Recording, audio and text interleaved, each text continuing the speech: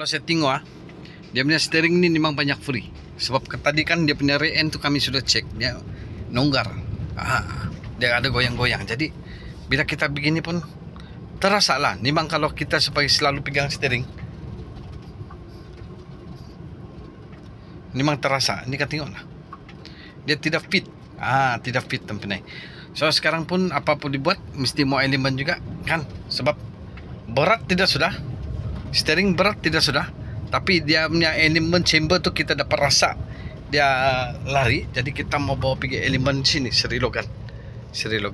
Okay, kita atur dia memandangkan dia ada orang, jadi kita pergi lah, kita pergi antar.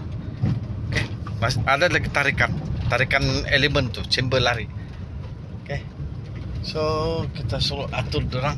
Okay, apa pun nanti kita tengok macam mana perkembangannya. Okey, tempinai.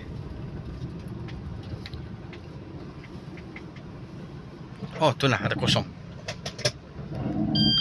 Ada kosong, jadi saya antar pergi sana. Elemen.